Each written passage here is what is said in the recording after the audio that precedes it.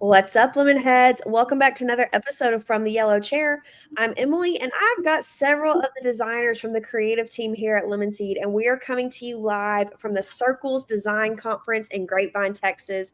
We are soaking up some good inspiration, getting lots of new ideas and kind of trends, and seeing how we can help grow our creative selves and inspirations so that we can help further your brand to grow your company and organization. So, without further ado, let's sip some lemonade.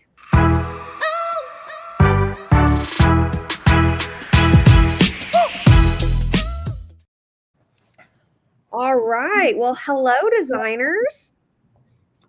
Hello. That's where you guys say hello. So, if anyone is not familiar with working with creatives, a lot of times they're very much introverts, and that is very true for the Lemon Seed team here. And so I was kind of like pulling teeth getting them to come on this episode with me. But I do know we have some of the most creative people in the industry, some super talented people. And so I just wanted to let them talk to you, lemon heads. And I know we have some aspiring designers and people that work in the creative field. So I just thought it'd be completely appropriate to have them on here. So first off, we have Leslie. Hi, Leslie. Hey, Emily. How are you? Doing good. How are you? Good. I bet you're scared to death. I'm And then we terrified. also have Rachel. Hey, Hi. Rachel. How's it going? Going good. And then we also have Cody. Hello, everyone. So like I said, we are here live at the Circles Design Conference. And so we've just finished up day one. We have another exciting day two coming up.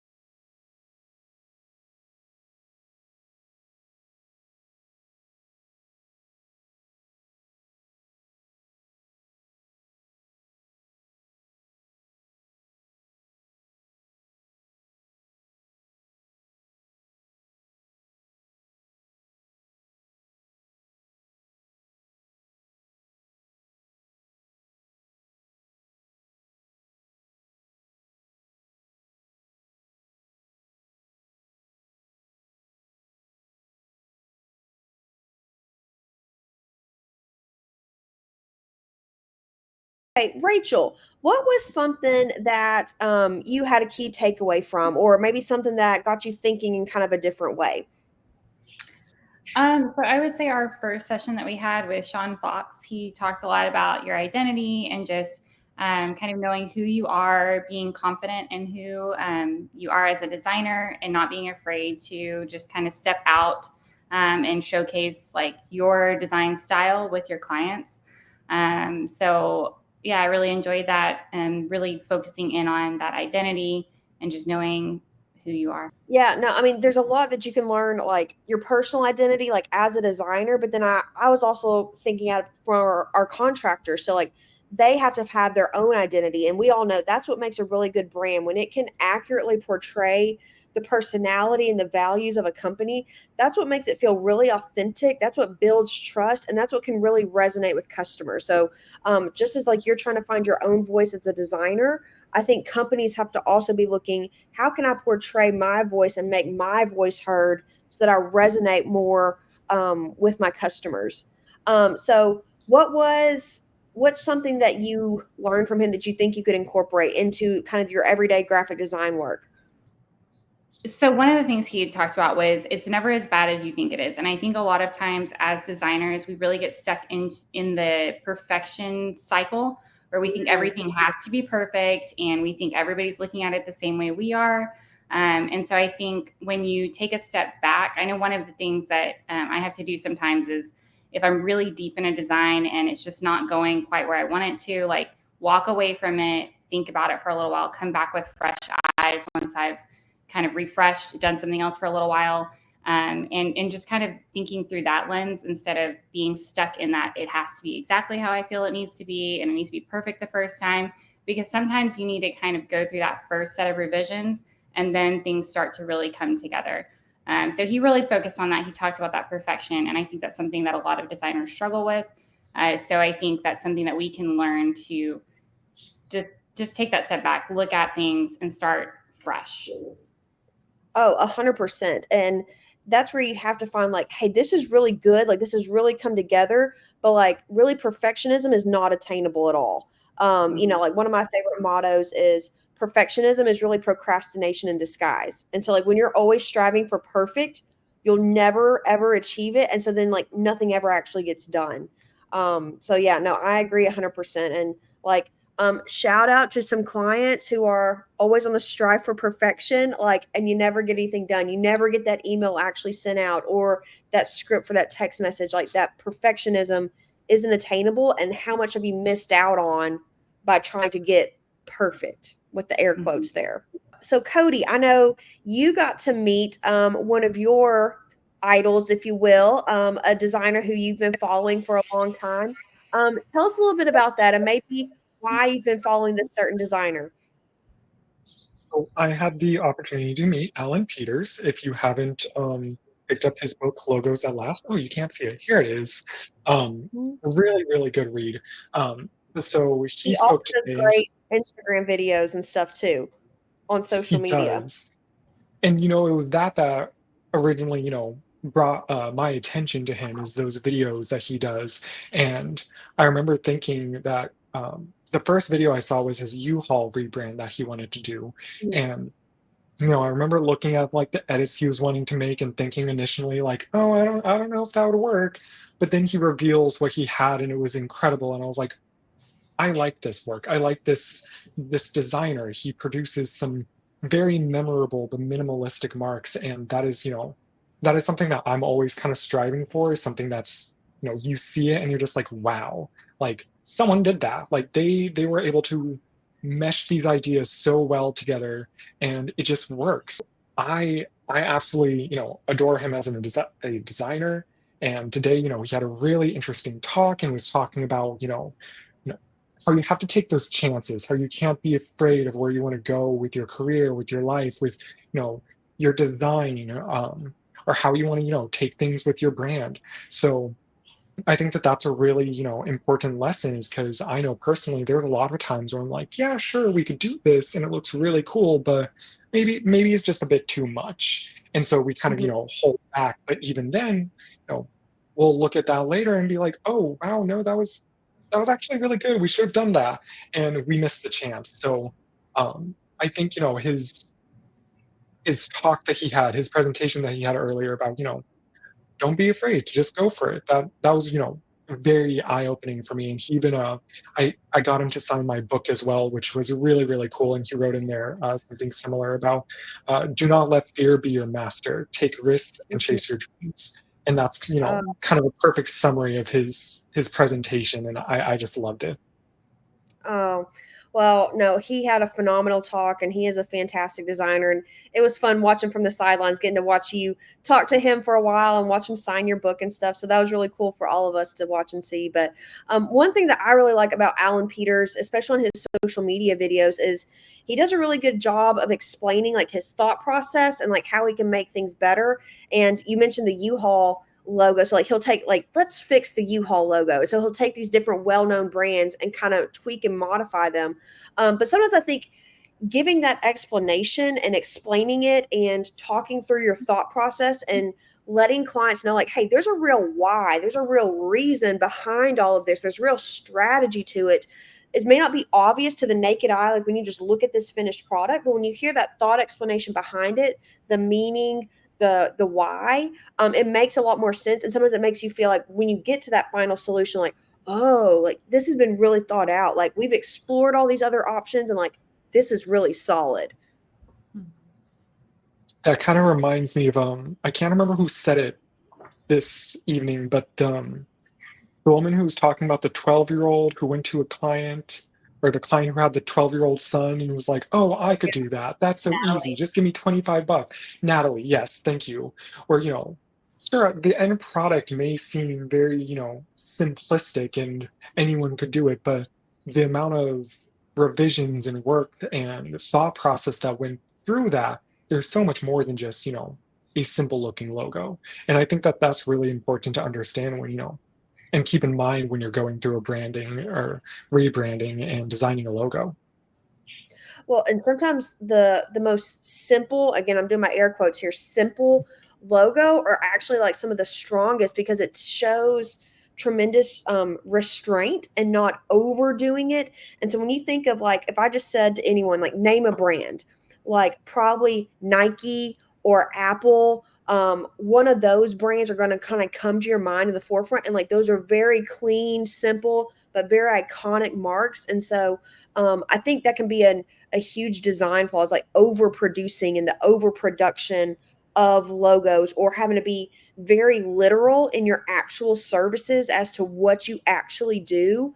I think that's a huge mark that, especially in the home service industry, contractors are missing out on.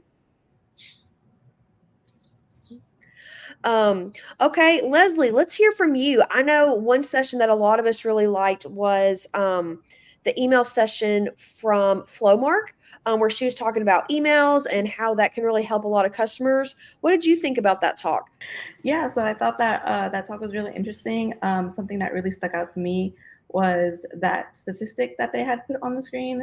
It said something along the lines of, for every $1 spent by a company, they get $36 back.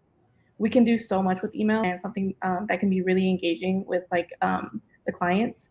You can push a lot of like offers, a lot of like branding, like getting to know like your brand. And I think you're so right. Like emails are so important, especially when you have a great brand, because emails are so visual, like you have their attention. And so like when you can use super clean looking graphics, you can use their brand colors, you can use their mascot if they have one, you can name the email. Like if you have a newsletter, like call it the Lemon Press, or the Red Truck Journal, like give it an actual name so like it has some identity. It's a true extension of your brand.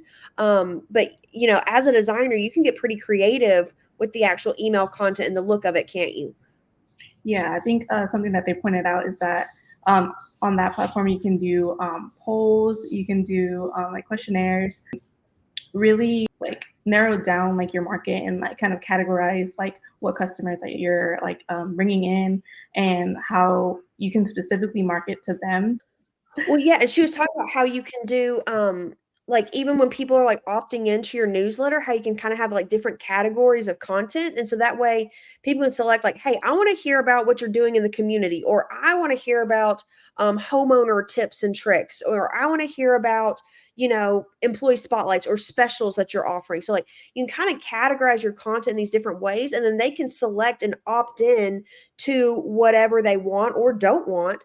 And so that way, whatever emails you are sending out, it does stay very relevant to them, and you're more likely to have a higher click-through rate, open rate, things like that. I also loved how she said like emails have I think 40x better response than pretty much any other media. And so you already mentioned that statistic about like a 36x return on your investment, but the actual performance of it is so high. And I think that's so crucial in cultivating that existing customer base, because when you're sending out an email, like those are already your customers, or they've interacted and engaged with you somehow for you to have their contact information. So you have a real opportunity to really nurture and cultivate that relationship. And I think they can be a lot of fun, but they can also drive a lot of sales too.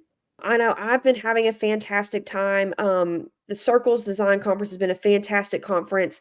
Everything from seeing different work that designers have put out, and creative directors and illustrators and a muralist, but then also like some from the operations side and how to run an effective creative agency, and how to coach clients through the design process and through the approval process and stuff. So it's been a huge benefit for me.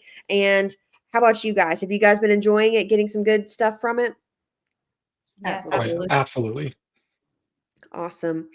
Well, we are so excited to finish up day 2 tomorrow, and then to bring all of this knowledge and inspiration and creativity back to our clients back at Lemon Seed. And so thank you all for listening to this episode from Emily and from some of the designers. You may never hear from them ever again. But we would love to hear some love from you guys. Give us a shout out on social media, leave us a review. The designers would really appreciate it.